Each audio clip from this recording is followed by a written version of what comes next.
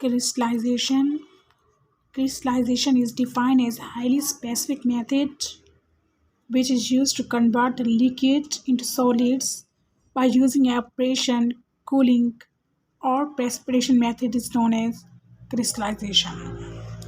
The basic steps of crystallization is to make the supersaturated solution.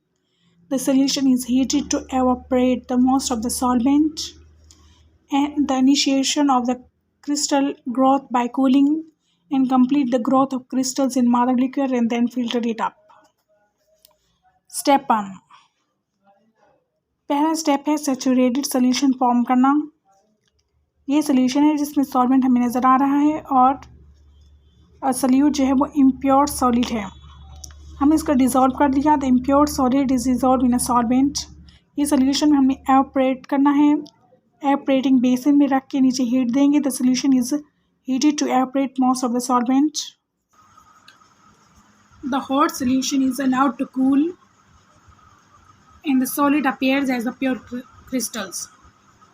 फिर hot solution को हमने cooling effect देंगे तो क्रिस्टल्स बनेंगे and the crystals may be dried by pressing them between the sheets of the filter paper.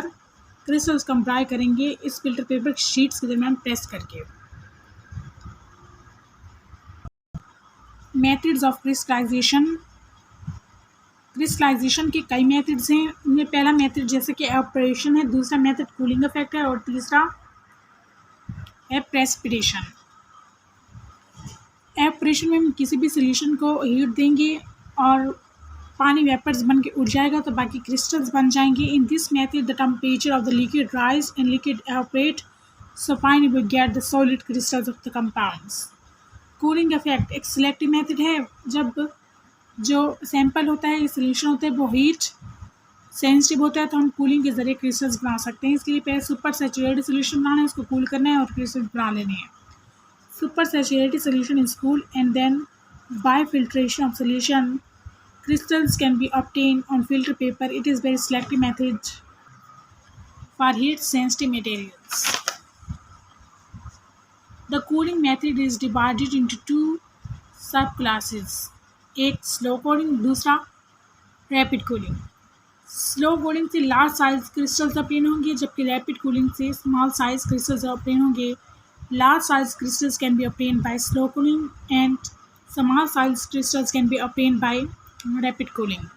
Precipitation. In this method, the two chemicals liquid are mixed together and the precipitate are formed and then separate out as solid crystals. It is very rarely used. ये बहुत ही कम use होगा।